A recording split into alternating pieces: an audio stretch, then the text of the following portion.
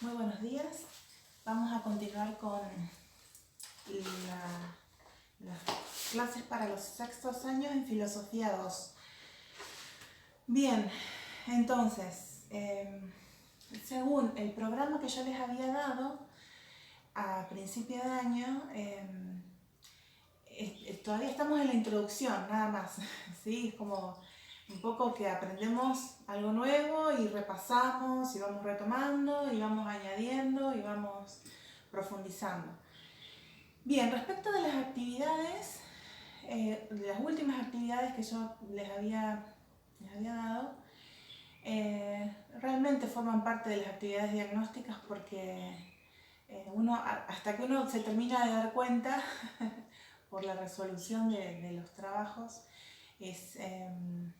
eran muchas actividades, abarcaban mucho y al final me parece que no es una manera adecuada, ¿sí?, de abordar la asignatura.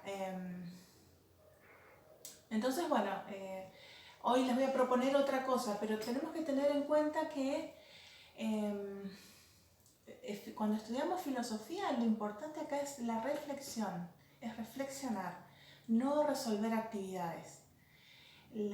Cuando resolvemos actividades, bueno, eso nos ayuda a llegar a la reflexión. Si no, no estamos haciendo filosofía, ¿sí? Si no, no es filosofía. Entonces, bueno, amén de todo esto, seguimos con la introducción antes de comenzar con... Después yo les había propuesto en el programa una unidad de ética, una unidad era ética, sobre política y el Estado, política, derecho, y al último, bueno, yo había escrito epistemología o una reflexión acerca del capitalismo. Así que vamos a ver hasta dónde llegamos, qué es lo que podemos hacer. Así que con paciencia nomás, sin atolondrarnos. Bueno, entonces, si bien con quinto año tenemos también el tema de la antropología, en sexto profundizamos, añadimos temas nuevos, tenemos otro enfoque incluso. Así que, bueno, yo esta vez, ¿cómo me oriento? Con el libro de esta autora que se llama Marta Frasinetti de Gallo y junto con Gabriela Salatino. Este es un manual de filosofía de la editorial AZ para secundario. Es este. Yo lo tengo bastante, ¿cómo se dice?, destartalado, porque lo uso un montón. Pero bueno, cuando los libros se usan, se destartalan, como decimos acá. Bueno, esto es del año, a ver de qué año es, 2012. 2012, sí. Bien, voy a tomar la unidad 7 del libro. Para nosotros es una introducción nada más, pero del libro es la unidad 7, que se titula ¿Quiénes somos? ¿Cómo nos organizamos socialmente? Punto A dice Introducción al planteo antropológico en filosofía. 1, que es el ser humano. B, algunos problemas de antropología filosófica. Bueno, yo tomé simplemente, esto está en página 239, buscamos 239, y efectivamente, sí está, comienza la unidad, ¿sí? Y yo me detengo en el punto B, que dice algunos problemas de antropología filosófica, y yo hice una selección, nada más. Son 5 preguntas, yo elegí 3, que me parece que son las que a mí me interesa trabajar. ¿Sí? Bien. Como siempre, yo les hago los apuntes, les escribo todo. En el aula virtual van a tener el apuntecito y el video, y con eso les alcanza y les sobra. Así que bueno. Bien, entonces, ¿cuáles son las preguntas que vamos a trabajar? 3 están en el pizarrón. Entre el hombre y el animal, nos preguntamos, ¿hay continuidad o un salto cualitativo? Pregunta número 2, ¿puede ¿Puede decirse que el hombre es libre o por el contrario está determinado? Pregunta número 3. ¿El hombre está compuesto de un cuerpo y de un alma espiritual o bien es de naturaleza puramente corpórea? Bueno, esas 3 preguntitas son las que me interesa trabajar en este momento. Las otras 2 preguntas las vamos a trabajar también, si Dios quiere, más adelante. Bueno, entonces, empezamos con la pregunta 1. Las autoras desarrollan un montón de cuestiones a partir de Aristóteles, ¿sí? De la metafísica aristotélica, conceptos como acto, potencia, materia, forma, la teoría hilemórfica, sustancia, accidentes, todo para explicar. Yo voy a tomar nada más que el tema del conocimiento, como lo vemos acá. ¿Cómo explica el tema del conocimiento? Y vamos a tratar de responder esa pregunta. ¿Entre el hombre y el animal hay continuidad o un salto cualitativo? Desde mi punto de vista personal, hay un salto cualitativo. Sí. Es decir, hay una diferencia, no sé si salto, hay continuidad, pero hay una diferencia cualitativa, por eso se le dice salto.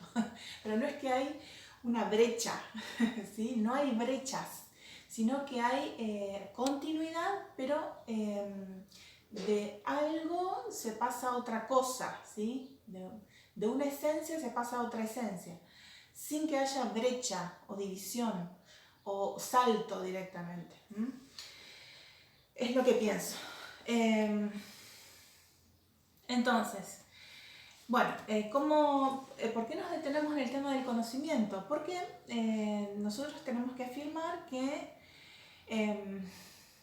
justamente es el conocimiento de tipo intelectual lo que va a definir la esencia del ser humano, lo específicamente humano, que acá lo vemos. Acá, como resumido en esta parte, el conocimiento intelectual más la voluntad y la libertad que entra a jugar ahí entre el conocimiento intelectual y la voluntad. La libertad está como dando vueltas, se introduce, ¿sí? Ahí, bueno, es esto. Y no dejamos de mencionar el conocimiento sensible, es decir, los sentidos, el olfato, la vista, el tacto, el gusto, el oído, y los sentidos internos, como decía Aristóteles también. Ustedes saben que a mí Aristóteles me encanta, entonces yo siempre lo estoy citando, siempre estoy recurriendo a su enseñanza. Bien, entonces, no se cansen de escuchar que yo digo como Aristóteles, porque lo repito mucho. Entonces, esta parte es la más específica, ¿sí? Del ser humano, ¿sí? Es la más específica del ser humano.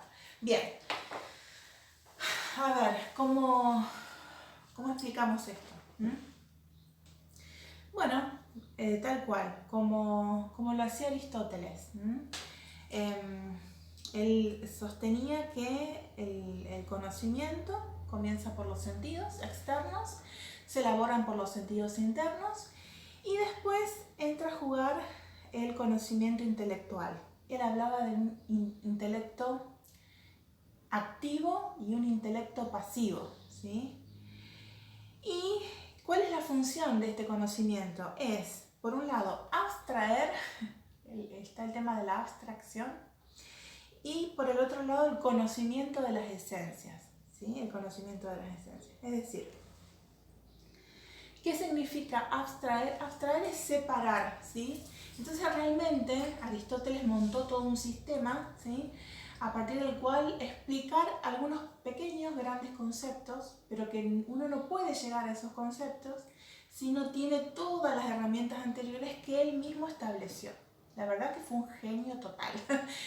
Para mí es uno de los más grandes filósofos de toda la historia. Así que es el fundamento, es decir, el fundamento de mi pensamiento. Así que no, yo aprendí de todo lo que él, de su herencia, digamos. O sea, ¿sí? Bien, entonces, Sí, abstraer es separar, como dice según las categorías, hay que meterse en el pensamiento de Aristóteles. Es separar la esencia de los accidentes, ¿sí? De los accidentes. Es decir, hay que quedarse con lo fundamental específico de cada cosa. Eso quiso decir. Lo fundamental y específico de cada cosa solo hace la inteligencia humana, únicamente. Únicamente nosotros tenemos esa capacidad de abstracción, de separar y de darnos cuenta. ¿Por qué? Porque algo muy sencillo. Un mono puede ser súper inteligente, pero el mono nunca me va a poder decir así con el habla, con una palabra, esto es un lápiz, ¿sí? Él nunca va a poder hacer eso, y el ser humano sí lo puede hacer. Nosotros podemos decir, esto es un lápiz, decimos la esencia de las cosas. No, es increíble, es muy... cuando uno llega a advertir, a darse cuenta de esto, es maravilloso, me parece. Por eso me gusta la filosofía. Bueno, y bien, abstraemos y conocemos, todo eso pasa, o sea, separamos las cualidades accidentales y vamos a la esencia, al núcleo de la cosa. Entonces, y una vez que llegamos al núcleo, lo conocemos, ¿sí? Lo adquirimos, lo asumimos, nuestra inteligencia lo asume. Bueno, lo específicamente humano. Y acá está un poquito, me animo a hacer un pequeño comentario nada más acerca de la esencia. ¿Qué es la esencia? Aristóteles decía que esencia es lo que hace que una cosa sea lo que es y no otra. Lo que especifica a la cosa, ¿sí? A la cosa, al ser vivo, al ente, en palabras de Aristóteles, al ente. El ente puede ser un ente vivo o un ente inerte, vivo o no vivo, ¿sí? No vivo o muerto, sino vivo o no vivo, vivo o inerte. Bien, entonces, ¿cuál era el comentario así chiquito que voy a hacer, pero muy significativo? Es que la esencia, podemos llegar a decir que es particular, ¿sí? Claro, cada cosa se relaciona, cada cosa es única, ¿sí? Es única, pero al mismo tiempo es universal, ¿sí? Entonces como que ahí hay algo bastante intrincado, como que lo que es y no es, ¿sí? Me parece que sí, que tiene que ver con eso. Lo que es y lo que no es. Es particular, decimos así, es particular, pero es universal. O sea, las dos cosas juntas al mismo tiempo. Es algo muy... que escapa a la lógica. Nosotros decimos, apenas podemos advertir, nada más. Pero sí, es posible. Es posible. Nos damos cuenta, no sabemos cómo es, pero nos damos cuenta, ¿sí? Bueno, lo podemos explicar incluso, pero no sabemos cómo es eso, porque según los mismos principios aristotélicos, el principio de no contradicción, nada puede ser y no ser al mismo tiempo y bajo el mismo aspecto, y sin embargo una esencia es particular y es universal al mismo tiempo. Me animo a decir eso. Bien, entonces, hablando del conocimiento intelectual, de esto de las esencias, de la abstracción, de conocer la cosa, de decir esto es un pincel, yo soy Leticia, ¿sí? Bueno, esto, yo soy, bueno, hay un montón ahí para dilucidar. Bueno, entonces, ¿qué más hay acá? Conocimiento intelectual, voluntad, decimos la voluntad. Bueno, por el conocimiento alcanzamos lo verdadero, conocemos la verdad, mejor dicho. Conocemos la verdad, lo alcanzamos por medio del conocimiento intelectual. Por la voluntad hacemos el bien, ¿sí? Somos capaces de hacer el bien. Es decir, la voluntad está dirigida a lo bueno, dirigida al bien, pero no está determinada, sino dirigida, ¿sí? Dirigida, allí es donde se planifica, allí es donde se realiza, ¿sí? Pero la libertad justamente es esa capacidad que nos da quien nos creó, ¿sí? Ustedes saben que en mi filosofía se habla de Dios, así que de Dios como un ser superior, absoluto y perfecto, y creador.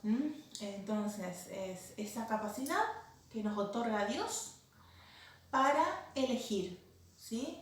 O sea, Él nos dirige, Dios nos dirige de algún modo a conocer la verdad, a obrar lo bueno, pero nos pone la libertad, nos pone en nuestras propias manos y nosotros decimos, bueno, yo quiero o no quiero, acepto o no acepto, hago el bien o hago el mal, es así, punto. No es otra cosa. Bien, ¿sí? Entonces la libertad es capacidad de elección. Yo personalmente voy a decir eso. Por ahí hay algunos autores que hablan de capacidad de bien. Capacidad de bien. Con la libertad también podemos hacer mucho daño. Así que no sé si es capacidad de bien nada más. Capacidad de elegir. Ahí es cuando hablamos del libre arbitrio. Bueno, pero el arbitraje tiene que ver con poner medios para hacer algo, sí, la libertad interviene todo ahí. Sí. Así que bueno, yo me inclino por pensar que la libertad es capacidad de elegir. Lo bueno, básicamente, lo bueno o lo malo. Lo bueno o lo malo. Bien, entonces, ¿sí? Hay entre el animal y el ser humano continuidad o salto cualitativo, dice la autora. Yo diría, hay continuidad, pero hay una diferencia esencial.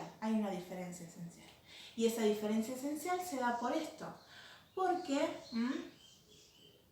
tenemos cuerpo, que no lo escribí acá, tenemos cuerpo y tenemos alma espiritual, ¿sí?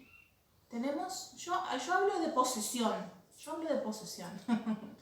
es decir, sí, porque en lo más íntimo de la persona, ¿sí? Nosotros somos dueños, decimos. Esto después se explica en la ética. La ética nos hace ser señores de nosotros mismos y el señor es aquel que posee. Yo lo explico desde ahí, es mi perspectiva. Bueno, y esto de la propiedad, incluso, podemos hablar de la propiedad, ¿sí? Sí, totalmente. Después vamos a ver algunas concreciones. ¿Hasta qué punto somos dueños? ¿Hasta qué punto somos dueños de nuestro cuerpo? ¿Somos dueños incluso de nuestra alma? Sí. No siempre es feliz todo esto, no siempre podemos elegir lo bueno y ser felices, o elegir lo malo y también, ¿sí?, ser feliz, porque en última instancia lo que busca el hombre, el ser humano, es la felicidad, como decía Aristóteles. Y acá lo quiero mencionar y con esto estaríamos terminando la exposición del tema. En Ética Nicómaco, Aristóteles habla de la virtud, que es un tema hermoso, justamente tiene que ver con esto, cómo nos hacemos dueños de nosotros mismos con la virtud. Entonces dice, para Aristóteles, el sabio, el que sabe, el que tiene sabiduría, porque posee sabiduría, contempla la verdad, ¿sí? Él pone el tema de la felicidad en la contemplación de la verdad. ¿Por qué? Porque uno diría, ¿y por qué no en la acción? Y porque se supone que vos ya hiciste. Y porque contemplar es una acción también. ¿Sí? Contemplar es un verbo, es una acción. Así que contemplar la verdad la contempla el sabio es el filósofo, y por lo tanto es feliz. Uno cuando contempla lo verdadero, ¿sí?